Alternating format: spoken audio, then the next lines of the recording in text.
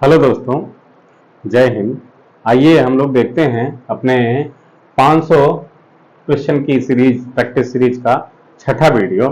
इसमें हम 10 क्वेश्चन के साथ प्रैक्टिस करेंगे, जैसा कि पिछले वीडियो में हम करते आए हैं। तो आइए शुरू करते हैं। पहला क्वेश्चन, ठीक है। हमारा पहला क्वेश्चन क्या है?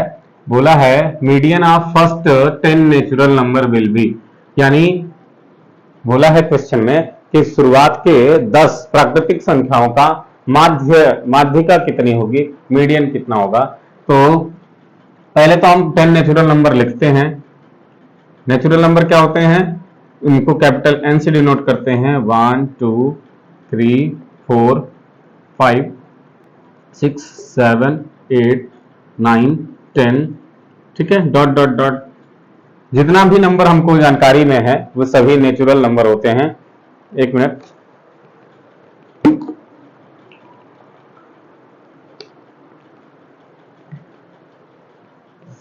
वो सभी नेचुरल नंबर होते हैं। तो ये इसी का मीडियन पूछा है। तो माध्यिका का फार्मूला जो होता है हमारा, माध्यिका इक्वल टू होता है n प्लस 1 बाई 2 टर्म। ये कब होता है? n क्या है? नंबर ऑफ टर्म है, कितनी संख्याएं दी गई हैं। तो यहां पे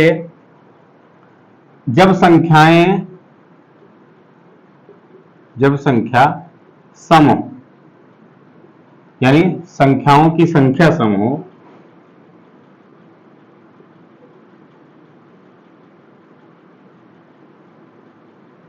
जब संख्याओं की संख्या सम होती है, सॉरी, विषम हो,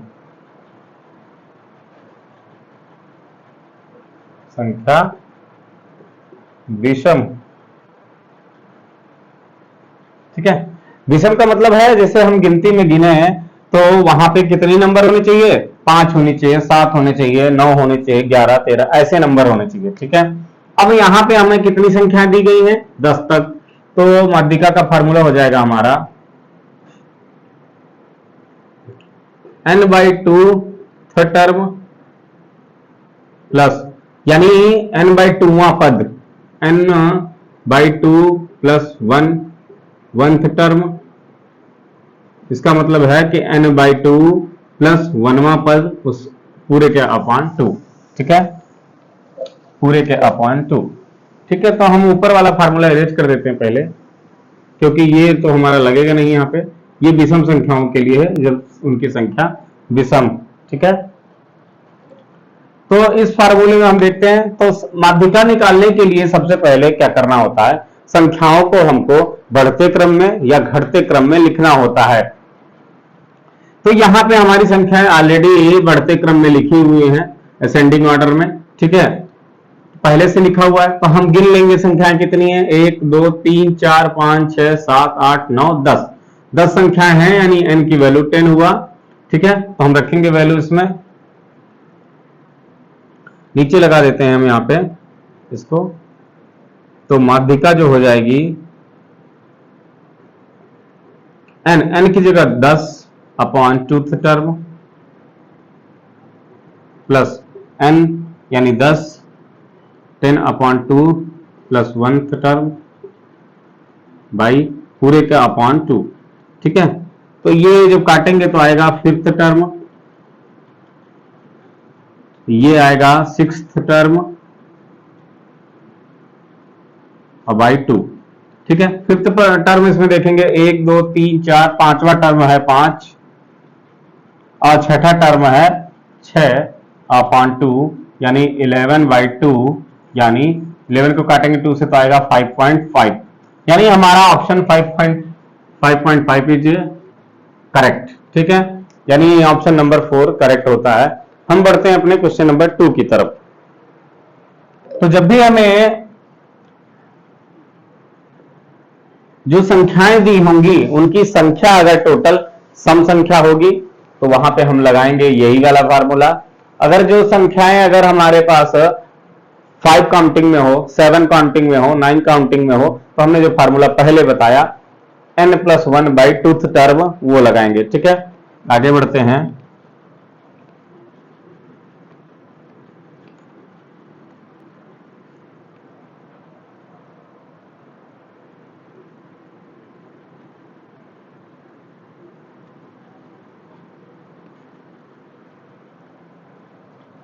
अब हमें दिया है 2 cos 3 थीटा इक्वल टू 1, तो then find the value of theta.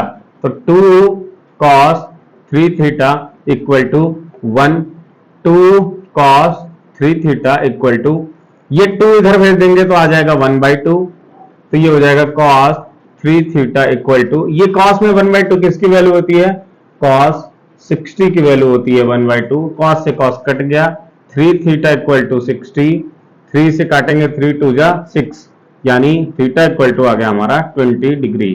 Theta equal to कितना गया, 20 डिग्री, यानी option number B is correct. ठीक है, अब आगे बढ़ते हैं हम क्वेश्चन नंबर 3 की तरफ।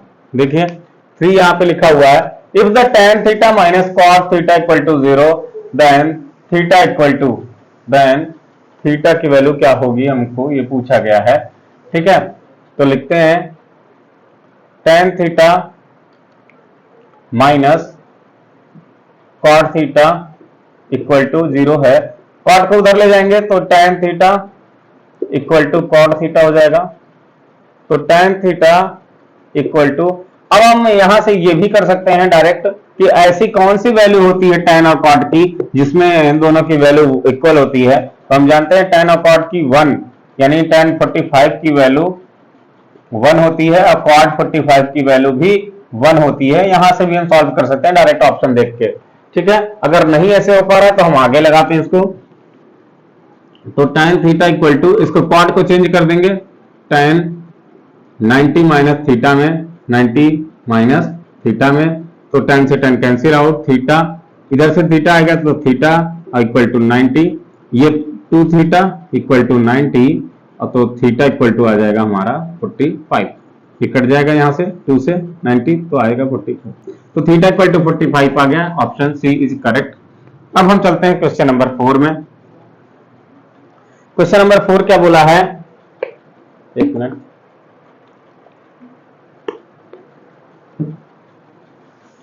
क्वेश्चन नंबर 4 में लिखा हुआ है the distance between -5, -7 and -1, 3 is, यानी दो पॉइंट दिए गए हैं उनके बीच की दूरी बतानी है। तो distance d equal to formula होता है रूट में x1 माइनस x2 का whole square plus y1 minus y2 का होल स्क्वायर।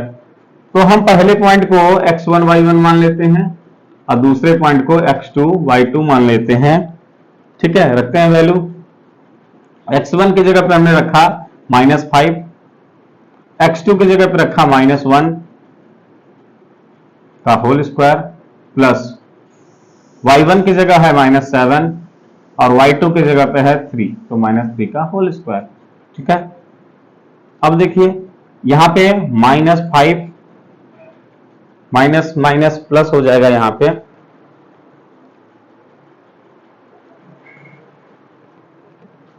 इसको ऊपर लगाते हैं, नीचे दिख नहीं रहा है,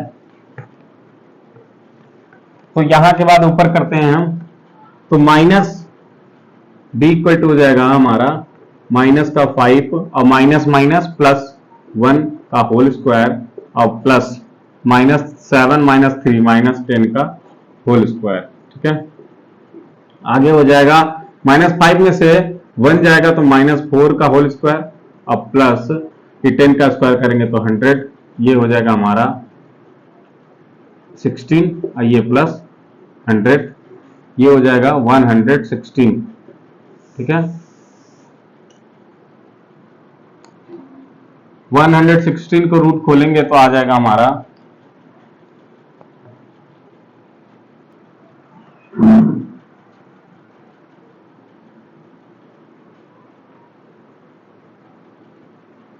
फैक्टर कर लेते हैं इसका,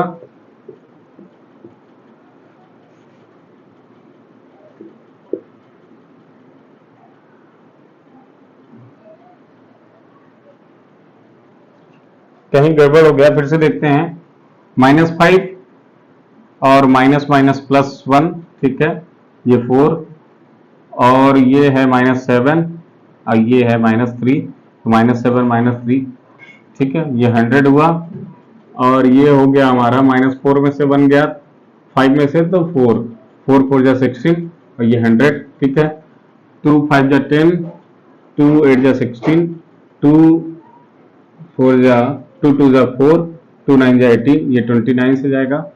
तो या तो ऑप्शन गलत है या तो कहीं गलत हो रहा है। ठीक है, आगे देखते हैं, यही आ रहा है 116। देखते हैं इसको फिर से, आगे देखेंगे क्वेश्चन नंबर 5।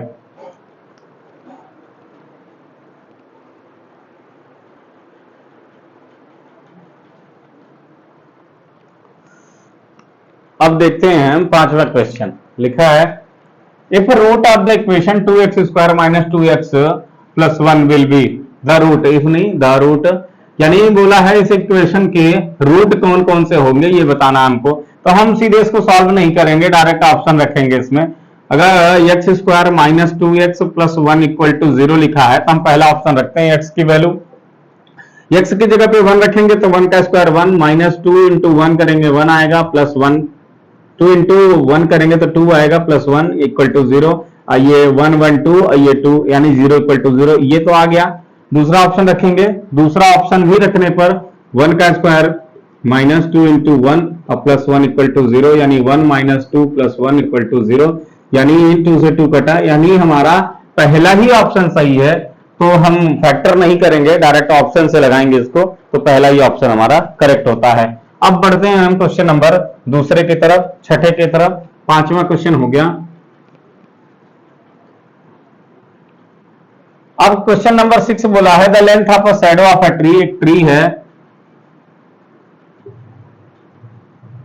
ठीक है, एक पेड़ है, उसकी शैडो, इधर सूरज है, सूरज की रोशनी इधर से आ रही है, सन, तो इसकी शैडो बन रही है कहीं पे।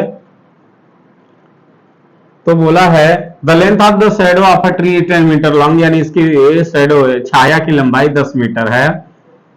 When the sun angle is 45, अब इसका सन एंगल, एलिवेशन एंगल 45 है, उन्नयन कोण 45 अंश है। तो बताना है पेड़ की लंबाई कितनी होगी, पेड़ की लंबाई कितनी होगी। ठीक है, तो अगर हमारा एंगल 45 होता है तो हमें पता है कि tan 45 इक्वल टू, अगर हम इसको h मान लें तो h अपॉन 10, tan 45 की वैल्यू 1, h अपॉन 10, तो यानी h इक्वल टू 10 मीटर। ठीक है, जब भी एंगल 45 होता है तो जितना बेस होता है उतना ही परपेंडिकुलर होता है, उतनी हाइट हो जाएगी हमारी पेड़ की। ठीक है, जितनी छाया है।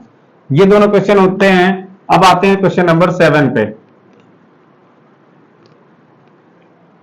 क्वेश्चन नंबर 7 का लिखा हुआ है if the length of a diagonal of a rhombus is 12 centimetre and 16 centimetre and 16 centimetre. Rhombus क्या होता है, यानी समचतुर्भुज, जिसकी सभी भुजाएं बराबर हों उसको हम कहते हैं समचतुर्भुज। तो इसके जो दो डायगोनल हैं वो दिए हैं, एक 12 है, एक 16। ठीक है, if the length of then the length of side, यानी उसकी एक साइड कितनी हो जाएगी। तो हम जानते हैं कि कोई भी समचतुर्भुज हो या रोम्बस हो, उसके डायगोनल जो एक दूसरे को कट करते हैं वो हमेशा 90 डिग्री पर और इक्वली कट करते हैं। ठीक है, हमेशा समद्विभाजित करते हैं और 90 डिग्री पे इक्वली कट करते हैं। तो इसलिए हमारा, अगर ये पूरा 16 था तो ये आधा कितना हो जाएगा, 8 हो जाएगा। अगर ये पूरा 12 था तो ये आधा कितना हो जाएगा, 6 हो जाएगा। तो ये 90 डिग्री का एंगल है, तो यहां से हाइपोटेनियस हम निकाल लेंगे। तो हाइपोटेनियस इक्वल टू क्या होता है, रूट का परपेंडिकुलर का स्क्वायर और प्लस बेस का स्क्वायर। तो ये हो जाएगा, परपेंडिकुलर कितना है 8 का स्क्वायर और प्लस बेस कितना है 6 का स्क्वायर। तो ये हो जाएगा हमारा 64 और ये हो जाएगा 36, यानी ये अंडर रूट 100, ये plus minus 10 equal two plus का 10, यानी आता है 10। ठीक है, हम माइनस लिखते नहीं, क्यों, क्योंकि लेंथ नेवर बी नेगेटिव। अब क्वेश्चन नंबर में चलते हैं 8 में, यानी रोम्बस में ये बात याद रखनी है हमको कि डायगोनल हमेशा बाइसेक्ट करते हैं एक दूसरे को एट परपेंडिकुलर, यानी हमेशा 90 डिग्री पर एक दूसरे को बाइसेक्ट करते हैं। ठीक है, आगे बढ़ते हैं क्वेश्चन नंबर 8 में। 8 में क्या लिखा हुआ है, in given frequency distribution if the mean is 15 and median is 16, यानी हमको मीन की वैल्यू गिवन है, मीन बोला है कितना है 15 है और मीडियन 16 है। 16 है। बोला है मोड कितना होगा, तो मोड का फार्मूला होता है direct mode equal to 3 median minus 2 mode, 2 mean, 3 median minus 2 mean, 3 into median का फार्मूला वैल्यू कितनी 16 माइनस 2 इंटू 15, ये हो जाएगा 48, ये हो जाएगा 30, तो ये आएगा हमारा 18। ये आ गया हमारा क्या मोड, मोड आया हमारा 18, तो ऑप्शन नंबर इसका 18 हो जाएगा सही। ठीक है, आगे बढ़ते हैं क्वेश्चन नंबर 9 में।